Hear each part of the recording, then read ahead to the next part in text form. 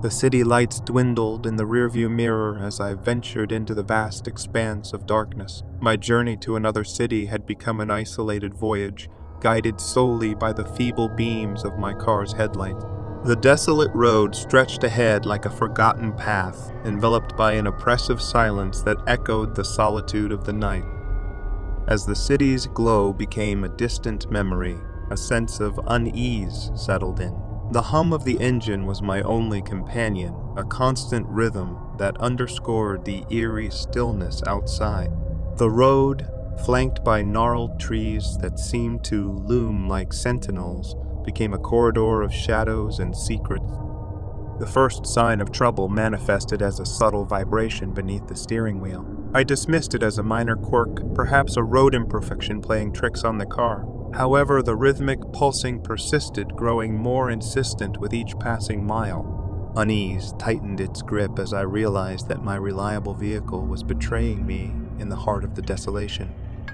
A foreboding stretch of road unfolded before me, devoid of any signs of civilization.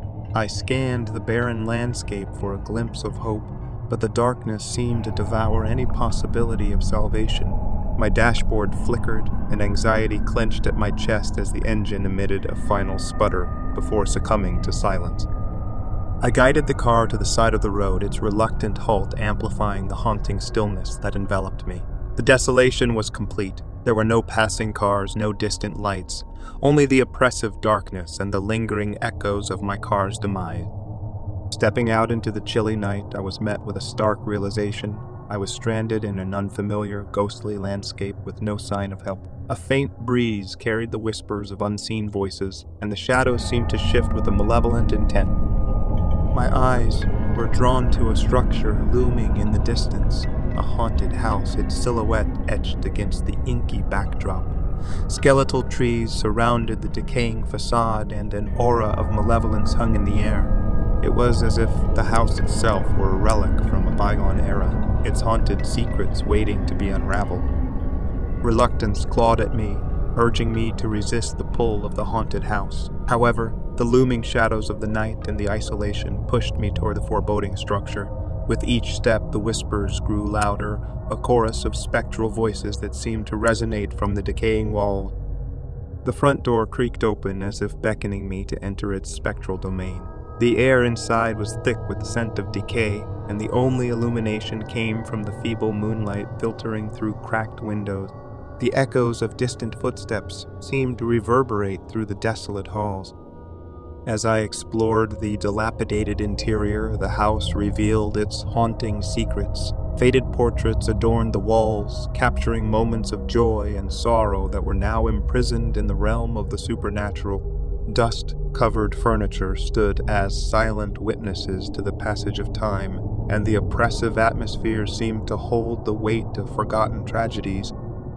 A distant whisper echoed through the corridors, a ghostly plea for acknowledgment. My name, barely audible, resonated through the haunted house like a mournful chant. The spectral voices seemed to intertwine with the chilling wind, creating an otherworldly symphony that reverberated through the desolate rooms. I followed the ethereal sound, drawn to a room at the end of the hallway. The door creaked open with a haunting lament, revealing a space steeped in an otherworldly glow. Flickering candles cast dancing shadows on the walls, and the air pulsed with an unseen energy.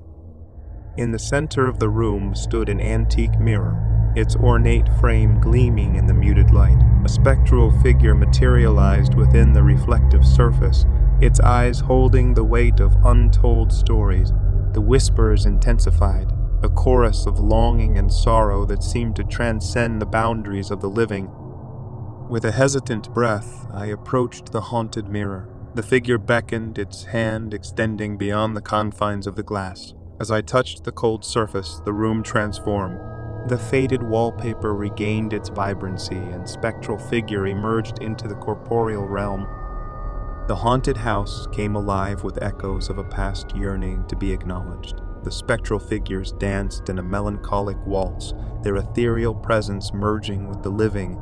The room, once a vessel of despair, now vibrated with the warmth of release. As the spectral figures faded into the echoes of the night, The haunted house seemed to exhale a sigh of relief. The air lifted and the oppressive atmosphere dissipated. I stood in a room reborn, surrounded by a tranquility that contrasted with the haunted history it held. With gratitude and awe, I retraced my steps through the desolate corridors and stepped into the night. The haunted house, now a sanctuary of memories, stood as a testament to the power of acknowledgment and relief. The desolation outside had transformed into a quiet stillness, and the once oppressive shadows seemed to retreat before the glow of the moon.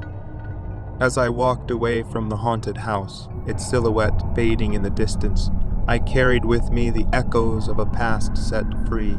The stranded car, now a distant memory, held the promise of a journey renewed. The desolate road, once a forsaken path, stretched ahead like a passage to redemption.